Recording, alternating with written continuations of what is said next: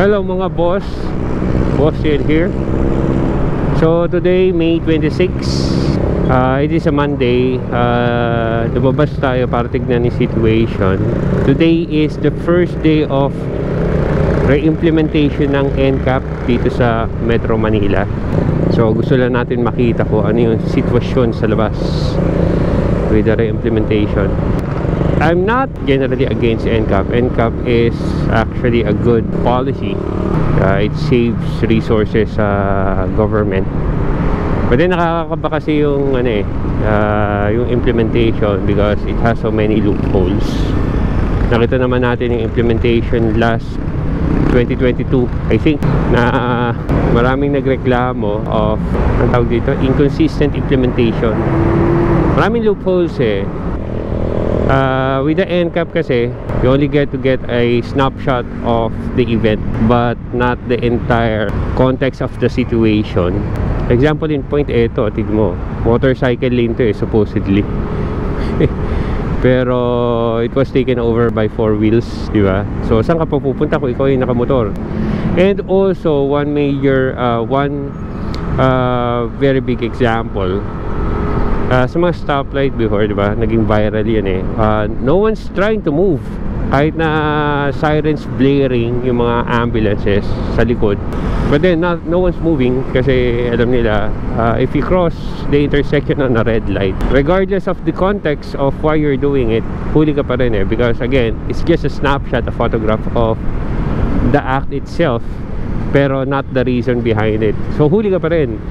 And also what's happening is that normally the time of the event, no violation gets sent to your email after a long time has passed. Tatanggap mo yung email probably siguro days or months even. And sometimes for regular people like me, hindi, regular people like majority of us, hindi man talaga nag-check ng email, so you only get to be notified na meron ka palang violations during the time of renewal of registration ng sasakyan mo. And at that time there's no choice but just to pay up. No time to contest the violations or even try to recall kung ano yung nangyari before long time ago, diba? Sayang yung oras, bayaran mo na lang para makapag-proceed ka sa makapag-proceed ka na sa registration. But anyway, that's beside the point. So today, ayun nga, is the first day of re-implementation. I do remember several weeks ago, nung unang pumutok yung balita na ibabalik yung NCAP, ang press release before, it will be re-implemented sa C5 and EDSA lang. Even with the C5 and EDSA lang, or even with the limited scope ng implementation, marami nang nagulat at actually nagrereklamo. But then, since C5 and EDSA lang yon, yung iba kasi still were actually, backing up the decision. Considering yung magkakaroon ng rehabilitation yung EDSA. So, it's just understandable natin kung gusto nila ibalik yon. But then again, nung andyan na nga, nagulat ang lahat. Everyone was caught by surprise. Na tipong hindi lang pala C5 and EDSA yung magiging scope of implementation. It is almost the entirety of Metro Manila or entirety of the major roads of Metro Manila. Kasi aside from C5, EDSA, Quezon Ave, all the major roads, kasama doon yung mabuhay lanes So generally speaking, halos lahat na rin ng Metro Manila yon, di ba? So speaking of which, ito ginagawa natin, well, supposedly bawal to it is a bike lane, diba? So technically speaking, kamote tayo pero tingnan mo, it is a regular occurrence dito during rush hour. Talagang ganito Now, I do understand that tipong bike lane is to give space for cyclists like si Manong, di ba? But then again, we're hoping na tipong magkaroon ng reconsideration, especially during rush hour yung ganitong traffic, almost no one is using the bike lane, diba? It was actually a very good idea during pandemic where, you know, majority is using bicycles back then kasi walang other options. But again, times changed, right? Tapos, di ba may kasabihan nga, share the road. I don't know, less than 1% or probably 1% of the road users are using the bike lane or are cyclists. The bike lane is there to encourage cyclists nga pero it has been how many years already, and hindi naman talaga naging, you know, naging trend yung paggamit ng bicycles and e-bikes. Actually, pinagbawal pa nga nila yung e-bikes eh. Ang sa akin lang, adapt with the times, di ba? You cannot stick to your policy if it's only benefiting 1% of the population. Perspective ko lang naman yun, no? Sabihin nyo, kamote ako eh. Well, I guess, a part of me is kamote because of that. Pero tignan mo naman, lahat is using that piece of the road. Anyway, pag may cyclist naman, pinagbibigyan naman eh. Because it is their space, diba? So, they are the priority. No one's complaining. Pero if no one's using, I guess, pwede na siguro paggamit. Again, that's just my opinion. Sayang lang yung space if no one can use it. And only 1% is using it, na halos wala naman on a regular occurrence. Diba? Everyone's inconvenienced, stuck in traffic, while there is still space on the road na pwedeng gamitin pero wala namang gumagamit. Anyway, right now we're taking Katipunan, and as far as I know, kasama ang Katipunan sa coverage ng NCAP. Dito ang bicycle lane talagang well protected, talagang may harang. So kahit na wala pang NCAP, no one's using it. Talaga no one's using it kasi you know, at the end of at the end of the road, may manghuhulit, may manghuhuli. I think one of the reason why halos walang gumagamit nitong ng bike lane kasi pati e-bike pinagbawal na rin tulad niyan. Kasi not everyone's willing to take a bicycle pag alam mo sobrang init, di ba? Yung karamihan na nagbabike actually leisure it is supposed to encourage people to use the bicycle going to work. Sino ba naman mag-bicycle going to work na pagdating mo sa trabaho hulas na hulas ka? Anyway, luwag ng Katipunan ngayon Interestingly enough, hindi masyadong traffic ngayon sa Katipunan unlike before, o dahil sa maaga pa. It's just 8 in the morning. So ang dadaanan natin today, so dinaanan na natin yung Marcos na part ng Marikina. So covered ng MMDA yon. Tapos we're now traversing yung Katipunan Avenue. And after this one, lalabas tayo sa may Tandansora going to Commonwealth.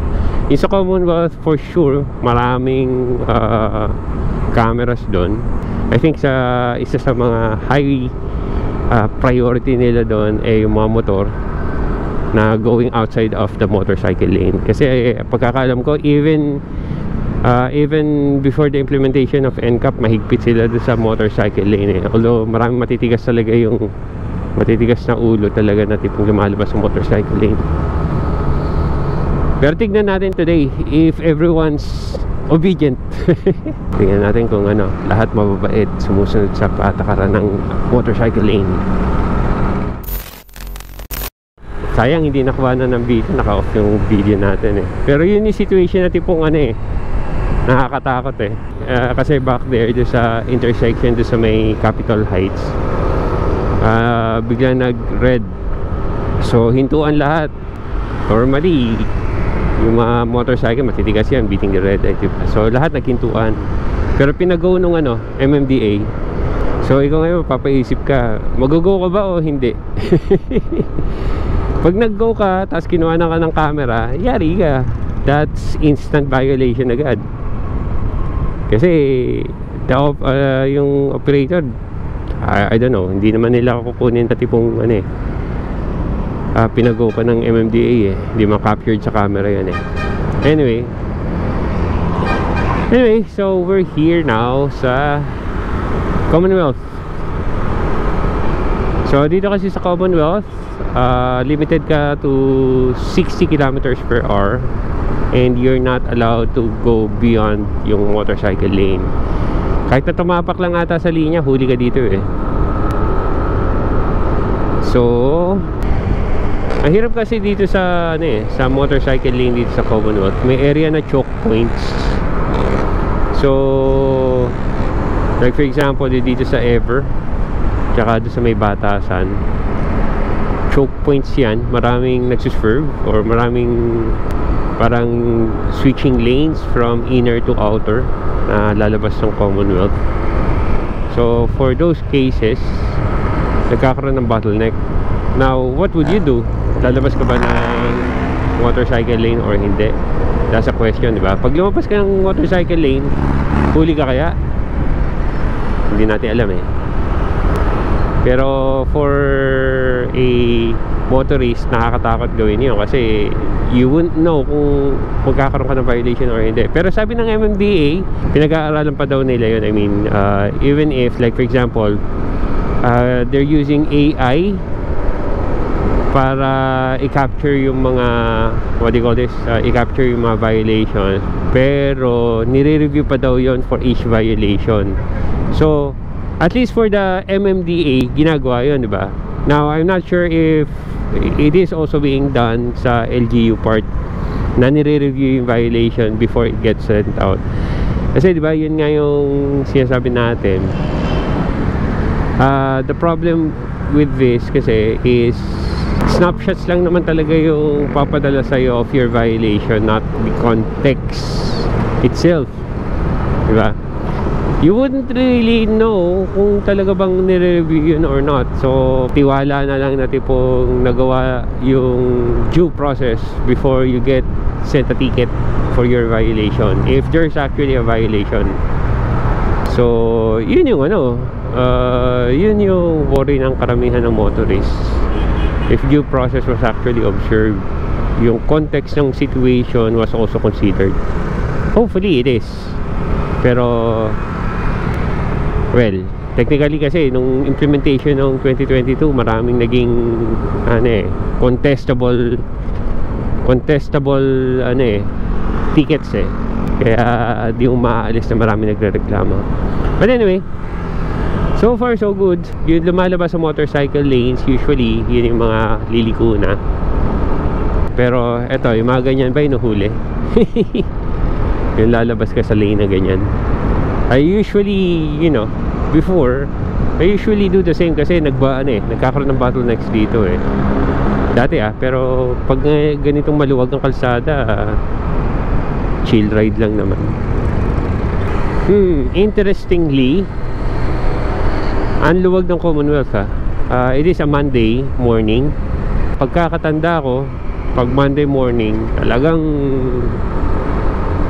grabe ang traffic dito.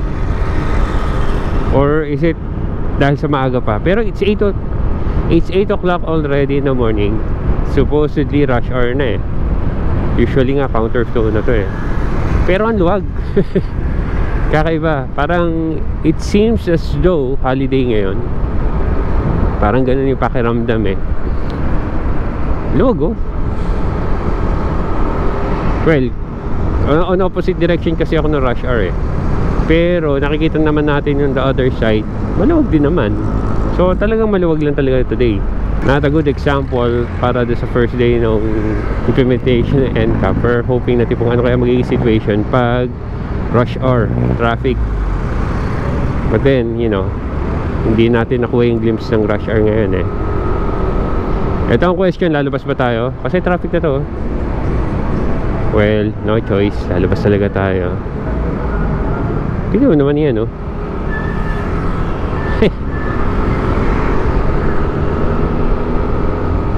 walang place for you sa motorcycle lane.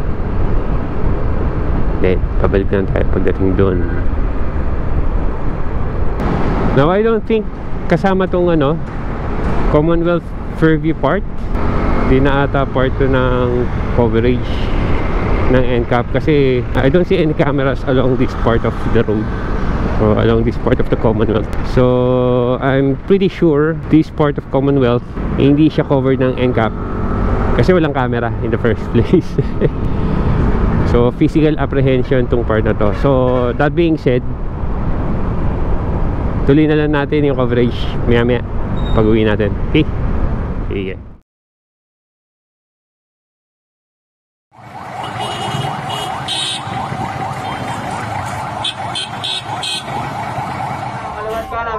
May kiral lang. Sa una, nabati na po sa una. Nabati na sa una. Ngayong in-effect na ang NCAP kung ikaw ang nasa unahan at may narinig kang emergency sa bandang likuran pero naka-red pa ang traffic light, ano ang gagawin mo? 500. 500.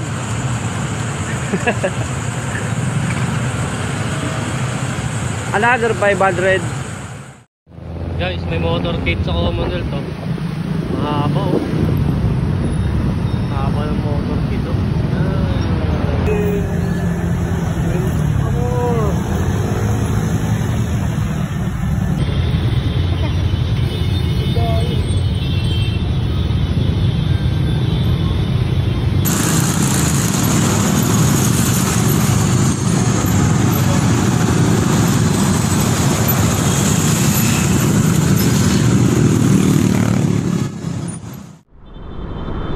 Okay guys, so ginabi tayo. Actually, hoping tayo natin kung makaikot pa tayo. Actually, kaninang lunchtime, nagpunta tayo ng Mindanao Avenue pero hindi na natin nakakuhanan. Similar to Commonwealth, maluwag lang din eh. Anyway, nothing much going on sa first day ng NCAP. Although, sa balita, katulad nga ng somehow kinatatakutan natin, karamihan ata ng nahuli sa NCAP are those motorbikes na tipong pumapasok sa bike lane. And those motorists na tipong pumupunta sa bus lanes. Well, that is along EDSA, no? Hindi natin sure how many more outside of EDSA. But anyway, gaya nga ng suspecha natin earlier, medyo strict pa rin sila aside from the motorcycle lane. Strict sila sa bike lane. That would be unfortunate for us, lalo na ang pasok natin is sa Cubao. So we would be taking the Aurora Boulevard. Kagaya nga na nabanggit ko kanina, napakaliit ng daan and almost half of it kinain na ng bike lane. So hindi natin alam kung paano tayo sisingit sa traffic during rush hour. But anyway, there's a recommendation or pinag-iisipan pa nila na tipong gawing shared lane ang bike lane. But I'm not sure kung limited lang yun sa EDSA. Hopefully, it would be true to all bike lanes. Maging shared lane na siya with motorcycles. But anyway, it's already 8 in the evening. Pauwi na rin tayo. Nothing much going on. Sabi ko nga, karamihan naman nakita natin motorbikes sumusunod na sa motorcycle lane. Anyway, let's see in the next coming days kung ano pa mangyayari. Okay? Alright, yun na muna. Bye for now.